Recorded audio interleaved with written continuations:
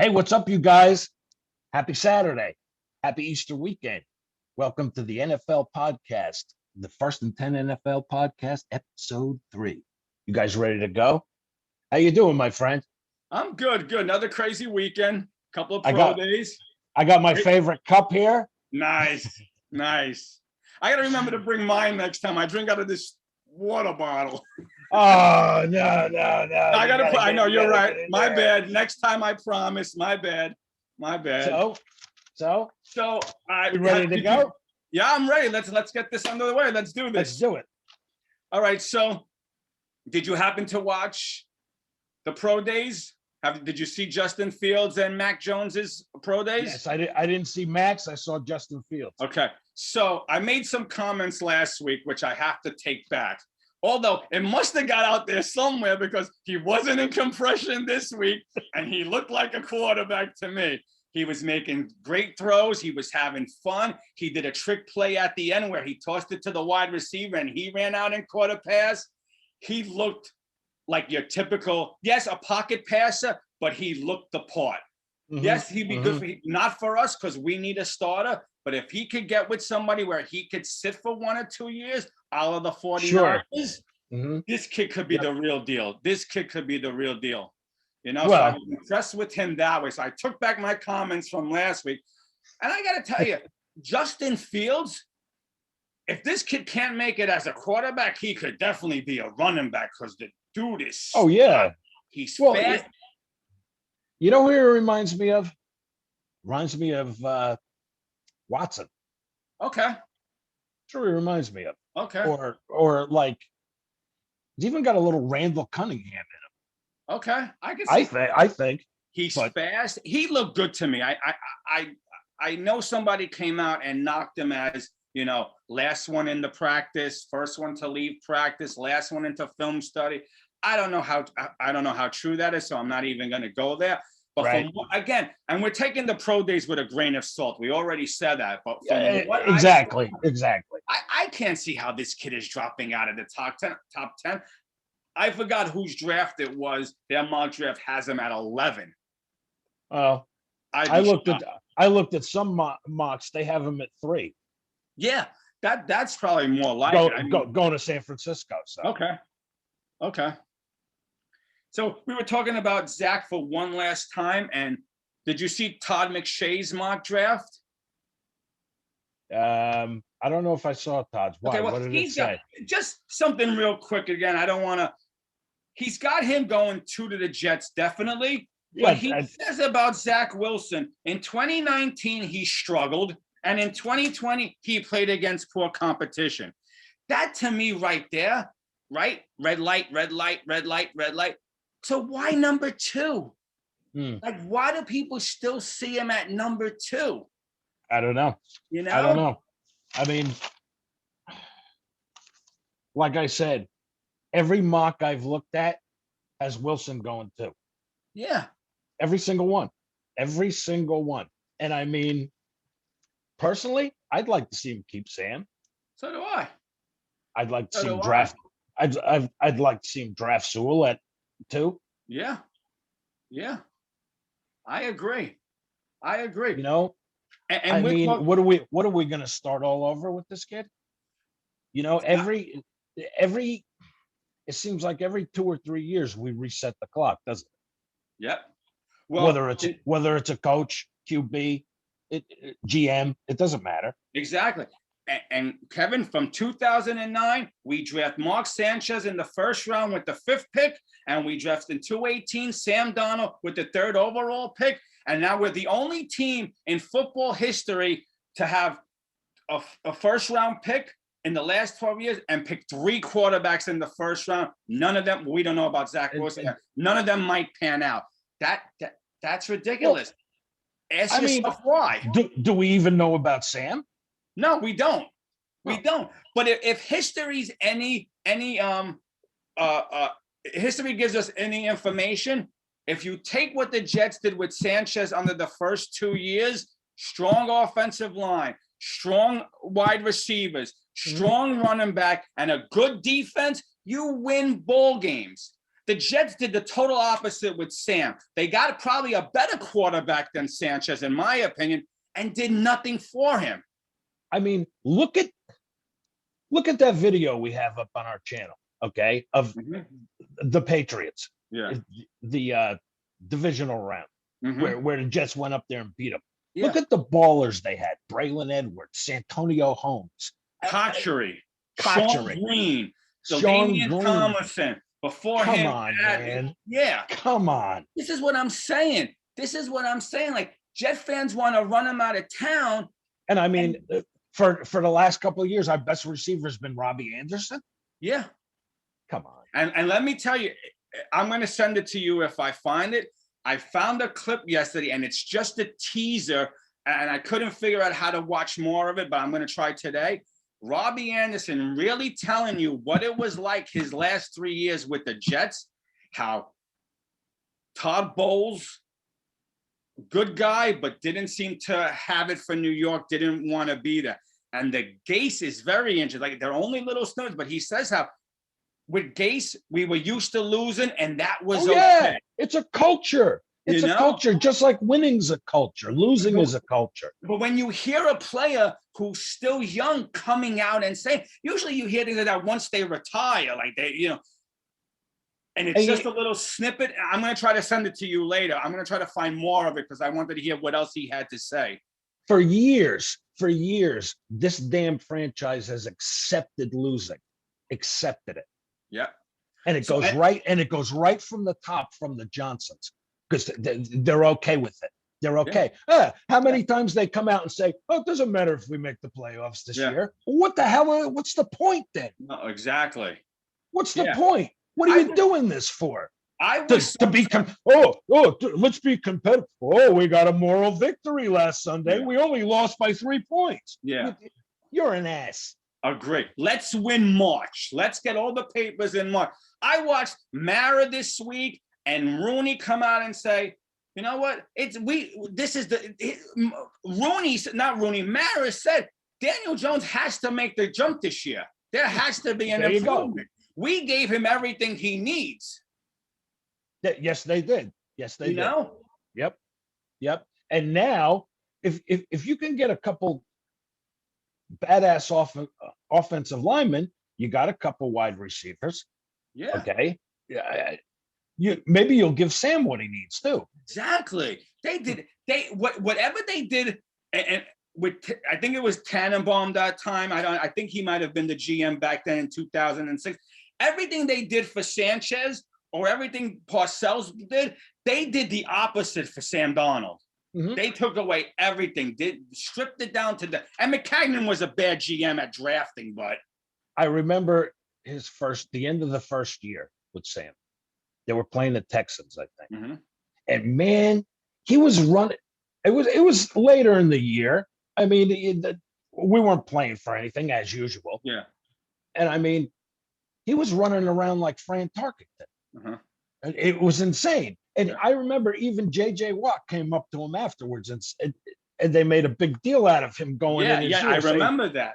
Saying, even the game against the Packers. You're going to be here for a while, kid. Yeah, so. Even the game against the Packers when we lost in overtime and Rodgers went over to him. So now you're telling me this kid's a bust? And listen, I don't want every podcast to be about this, and right now it is. But again, I'm going to go back to what we said in episode 1, and I'm going to throw Peyton Manning in there because you said it, and Jeff Saturday said it the other day. If we would have took Peyton Manning what he was in his first year, we would have ran him out of town in Indianapolis, and they didn't. They gave him weapons. I said Troy Aikman was another one. Someone brought up John Elway. I don't even remember that. I would have to go back. Someone said John Elway's first couple of years was a disaster. And here's the kicker, because Steve Young is all over Zach Wilson. He, blah, blah, blah. Steve Young, you were terrible with Tampa Bay. Well, I mean, it's not very often that a QB comes in and just hits Mahomes. Okay. But he had great coaching to start. Absolutely. And you have to be put in the right system. If Trevor Lawrence is not, he sat Mahomes. Mm-hmm. He sat behind Smith. Yeah. And listen, everyone's waxing poetic about Trevor Lawrence, but if Urban Meyer does not get this right, the Jacksonville Jaguar fans will either be running Urban out in 3 years or can't wait to get Trevor Lawrence out of town. You have to have smart coaching and a good support staff, or your quarterback is gonna be running for his life. Absolutely. And like we said, could Meyer pull a surprise and take Fields? You know what? That's been my conspiracy, that he's going to go back to his Ohio State Allegiant and pick that. And my other thing is, with San Francisco doing the trade to get up to 3. Yeah. Why wouldn't they try to get to? Okay, you're trying to tell me that Saleh and San Francisco, there's no more relationship. They don't talk to each other anymore. Uh-huh. Come on. They knew they only had to get to 3 if they want their QB. Yeah. Okay. Why wouldn't they try to get to 2? What do they know? What are the Jets doing?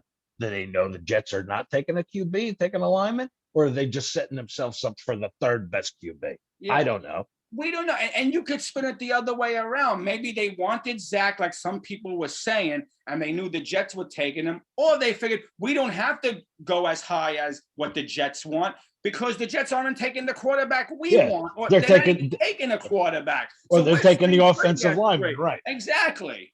We don't know. So for everyone to, and listen, we're just assuming here too. We're just sitting here and assuming. Like I've said a million times, I said I don't believe anything right now. Exactly. Everything's a smoke screen. But when Steve Young comes out and almost you feel like he's going to give his next born child away by guaranteeing he pulled a Joe Namath. He's already said Joe Douglas is reaching out to recruit the family. It's a lock. It's a lock. First off, let me tell you something. If my son was ever talented enough to play baseball the way I think he could or should, and a team comes calling, you don't have to recruit me. Take him. That's right. The fact that, to say that Douglas has to recruit the family, that's already a strike. You know? And the family, and I heard someone say why do they have to be recruited? Exactly. Your son's going to be a millionaire in 20 days. They're already millionaires, so probably that's why, you have to recruit the family. But I don't get recruit the family. Come on. No, I don't get that. Come on. That's what Steve Young said? Yeah, he said the Jets are already recruiting the family because this is the done deal. Huh? And I heard someone say the family wants him in San Francisco. And listen, in fairness to and here we go with San Francisco only moving up to 3. Maybe they know something. And in fairness to the kid, as we know, these quarterbacks will only succeed if they're in the right system. And we all know right now, with everything the way it is, San Francisco's the better system to be in. Oh, yeah. You know? And here, so I also found out that the 5th-year option is only like, 18.8 million. Oh, is that all? Yeah. Well, I thought it was 25, so I'll take so did I. And, so did I. I heard a couple different places it was in the 20s. So yeah, so it's 18.8 million if you pick up the 5th year. And I hear everybody saying, ooh, that's a lot. It sounds like a lot, but when next year the cap goes up another 20, 30, 40 million, which everyone thinks it will, 18.8 million is not really a lot. No. It's not really a lot. No. You know? You could spend that on Wilson and he could be a bust. Yeah. Yeah. But I think everyone's thinking that, well, you have this kid for dirt cheap for 3 years and you could try to build around. And if that's the only reason, then that's not a reason. For money? Yeah. I thought it was about winning. Yeah, if that's the only reason, because you could reset the cap again, and I get it probably makes a lot of sense, and we're just dodos who think it doesn't. But again, get this kid. I don't care who you bring in. I hope this kid is the real deal if you bring him in. But please, you got to get him more than what's on the team right now. Listen, as a Jet fan, all I want to do is win. Yeah. I want a Super Bowl before I die. Me too. Me too. I want to at least get to one before I die. I mean, I was born the year they won it, so I never actually saw it other than on video. So yes, I would like to see it. I would like to sit with my son and watch some good Jet memories and have some memories of the Jets being successful. And I'm hoping that happens this year. But again, unless they get screw the quarterback, because I think they have it right with Sam. And if they go with Zach, maybe they have it right. They need the weapon. So until they do that, we're going to be in the same boat like we talked about 3 years from now. Mm-hmm, mm-hmm. Far cry from Mangold and the Brick and all those guys. Yeah. I know. So, and then speaking of that, you were saying, I think last week about the draft. When did we become? I guess we were always terrible at the draft, but I look at 2006, and I was telling to you last week, what are the chances the Jets get 3 offensive linemen in this draft and they stick? Well, I'll take it back because in 2006, we picked the Brickishaw with the 4th overall pick, and we picked Mangold with the 29th pick, and they're going to be Hall of Famers in my mind, and it stuck. So hopefully we could catch lightning in a bottle and get 2 offensive linemen that will stick this year. Hope so. Because we went through a stretch from 2008 to 2016 where none of our first rounders are on this team or even played well enough to stick on. Oh, yeah. We were talking about it before. Kyle Wilson, Vernon Golston. 2008, Golston and Keller. One lasted 2 years, one lasted 4 out of town. Sanchez, 5 years, but after 2 years, you saw it going down because they took away everything. Yeah, Kyle Wilson, 4-year bust. Wilkerson, all right, on and off 6-7 years. You get one good game, he disappeared for 4 or 5. Quinn and Copels, that was 3 years of, was he even on the field? What was that? Yeah. And then you go D. Milner. Whoa. And then Sheldon Richardson could have been a better player. I don't know if it was coaching, if it was just young and lazy, because when he left here, he became a better player. Yeah, went to Seattle. Yep. Calvin Pryor never became the Calvin Pryor. Yeah. 2014 never became the Louisville Slugger. I was just going to say the Louisville Slugger. That's all I heard during the draft. The Louisville Slugger. It was more like a broken bat. Yeah. Now, here's the exception in my mind, and I didn't see it until he left here, Leonard Williams, because he left and under Joe Judge's tutelage and under the Giants and under a support system with good coaching, great ownership, he's becoming the player he should have been with us, but we had nothing to coach this kid up. Well, and I have egg on my face with that one because I was the first one on the Leonard Williams. Get the hell out of here, Leonard Williams. Well, everybody was calling him a bum and a bust and lazy. Yep. And that alone should tell you. Hey, sometimes it's just a change of scenery. That's all it takes. Darren Lee, what was that? I heard he wants to come back. And you know what kills me? His name escapes me right now. He's with the Saints, and he played great with them once he left us. He's still with them now. Linebacker.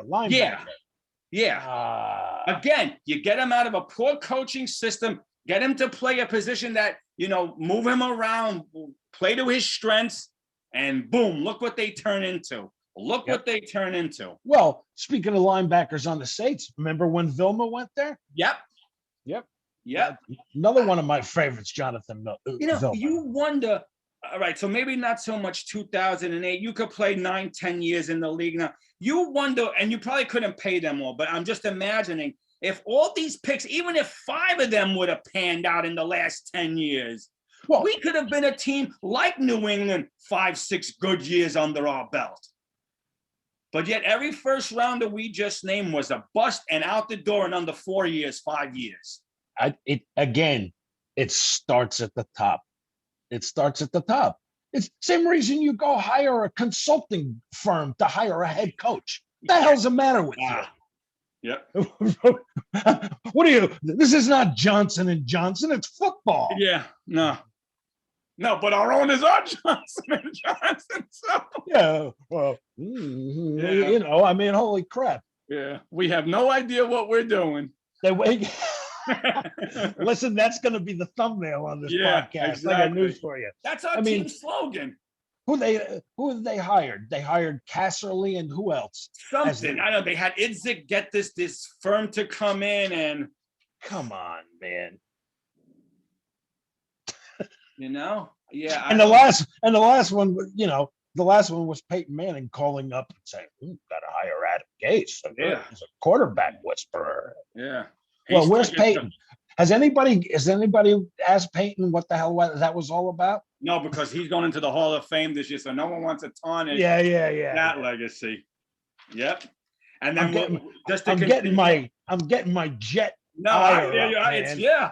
And just keep going. Jamal Adams, I thought he was a great player. I did not like the way he handled it.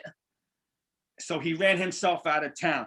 And now Sam Darnold, who's been so cool throughout this, haven't heard boo. You want to get this man, a good character man, out of town. That's another thing. I'm getting sick of these damn players that sign a contract and because it doesn't go their way or they, they want out. That's that's BS if you ask me. Oh, I agree. Live up to your damn contract. What'd you sign it for? Yeah. If you want that out in 2 years. Yeah, no, and I think that's the new football. It's becoming like the NBA where guys are going to force their way off of teams if they don't like what's going on after 2 years, 3 years, and that's a shame. That's a shame. Meanwhile, it's almost like blackmail, I mean, yeah. Meanwhile, here's a kid like Sam Darnold who we haven't heard boo. No one even knows what he's thinking, and he has yet to throw anyone under the bus. That's he right. Has yet to say boo. But you're about to throw him under the bus. Yeah. And the funny thing about this, I think you said it, the Jets could actually hold on to Sam for 1 year. Mm-hmm. And if they lose him next year, they're going to get a 3rd round pick. So why would they trade him for anything less than a 3? They're going to hold on to him because this is at their disposal. If they can't get a 1 and a 2, they'll sit 1 more year. And if he's not the guy, they'll get a 3rd round for him next year. I think all you'd get this year is a 3. You might. I just don't understand where all these teams now, and it could be BS because they all want to sneak in and not have to fight with other teams. I don't understand where all these teams like Denver coming out and say, "Oh, he's not worth this. He's not." I don't get the nod. Trying to get him on the cheap, maybe. Yeah, probably. And I heard someone say maybe Joe Douglas is overvaluing him. No, that's what you're supposed to do. You don't want to you don't give your players away for pennies. No. Because what does that say about you if you want to give them away for a bag of balls? What does that say about you? I know. Hold on to him. And listen, if he's not the guy we thought, we lose him next year, we'll get a 3rd round pick. And then you still could have Zach Wilson as your 2 if you had to. All I know is what he looked like at the end of his rookie year. And we were all like, whoa, we found a quarterback finally. So, and now you're ready to run him out of town. Yep. Now he's a bust. Yep. And I'll still go back to like we talked about. Steve Young in Tampa Bay looked like a terrible quarterback. Why? No O-line, no weapons. Mm-hmm. John Elway's first couple of years, Troy Aikman's first year. We talked about the interceptions. We named in the first 3 years, Roethlisberger, Matty Ice, and Drew Brees had just as many interceptions as Sam in his first 3 years. And Brees, for that matter, maybe Sam needs like a Brees, a change of scenery. But Brees didn't become the Brees we saw and love until he got good coaching and good weapons and a good team around him. Yep. So, there you go. Found his home in New Orleans. Yeah, absolutely. And this is why now everyone's high on Matt Stafford, because now Stafford is with an organization, hopefully, and a team with a good defense, with good coaching and good win. That we're all, Stafford, finally, we're going to get, hopefully Matt Stafford proves everyone right.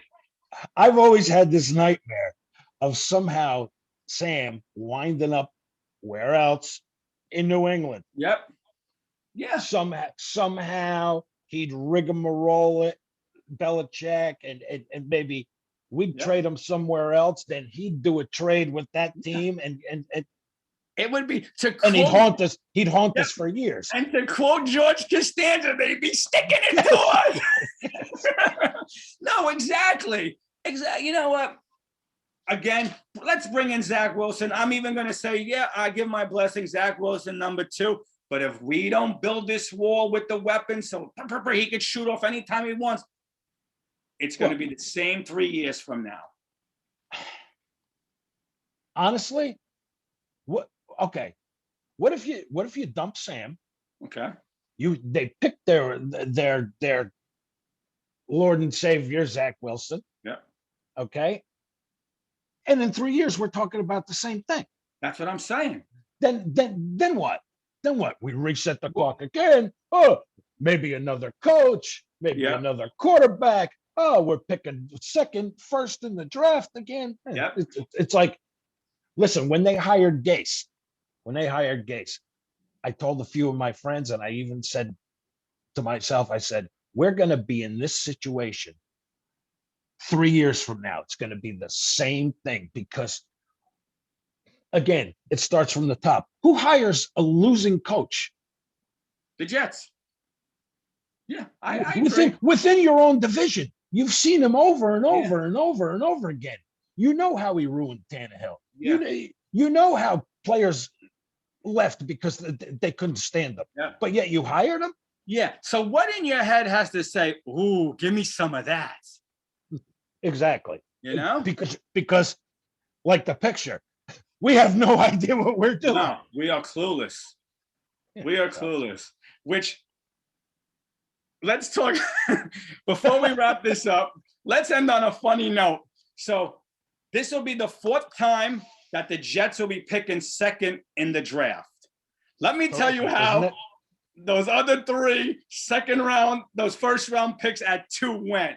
In 1961, we drafted an old lineman way before my time called Tom Brown. We were the Titans at the time. The Jets picked him number 2 overall, and he wound up playing for the CFL. He didn't even want to play for the Jets. He wound up playing for the CFL. Good job. Yeah. So 1980, second in the draft, we take Johnny Lamb Jones. Oh, my favorite. Wait, I got some numbers for you. My favorite. 5 seasons, 138 catches. 5 seasons. Now that's a producer. How the frig did he last 5 years? Oh, come on. But wait. Ken O'Brien over Marino. Wait. There's more on the Johnny Lamb. Oh, yeah. Bring it. Okay. We decided to take Johnny Lamb Jones because Anthony Munoz, who we were going to take, failed the physical because he had knee surgery prior to the physical. We all know what Anthony Munoz went on to become. Yeah, just ask Esiason. Yeah. So let me tell you something. This shows you how great are these physicals and how tough are these physicals where the Jets failed him, the Bengals passed him, and he became one of the best. One, if not the best. If not, yes. Yep. Yes. The last one, in 1990, we picked second in the draft overall. We chose Blair Thomas. Oh, that's my favorite. Blair Thomas. I'm going to give you one that I didn't even know either. Made my head spin. I almost cursed out the whole building this morning when I read it. We took him over Cortez Kennedy. Yes. Because Cortez had a little bit of a weight issue. Well, you know what Cortez did? Cortez Kennedy was a house. Yeah. And you know what he did? 8 Pro Bowls. Yes. 8 Pro Bowls.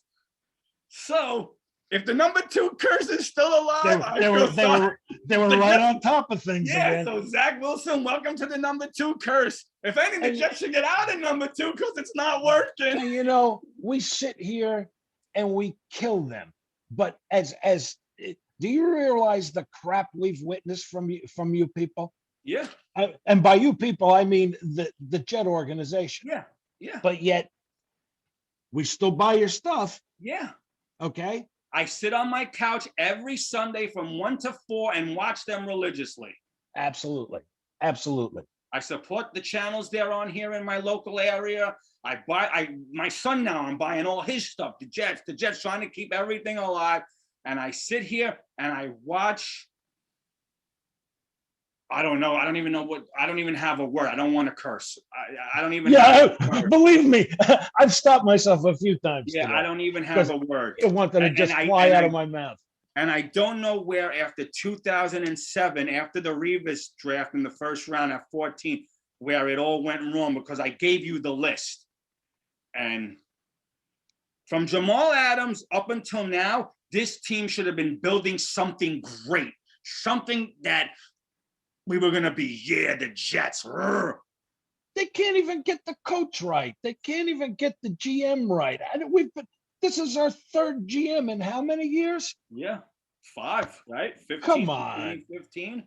Yeah, come on. Yeah. We're the only team in the last 12 years to pick in the first round and go for a quarterback again. If we get Zach Wilson, this will be our third quarterback over 12 years that we picked in the first round. If you're Zach Wilson's parents, to just side with them, why would you want your son coming here? This is where quarterbacks go to die. Yes, and it's like over and over. You have so many holes, but you just keep trying to fill the same hole. Yeah, with the one position. Instead of getting the position, the weapons. And I'm hoping Joe Douglas has the best poker face, and he's fooling everyone. And at 8:07, when it's time for the Jets to come up, we hear, and the Jets have made a trade.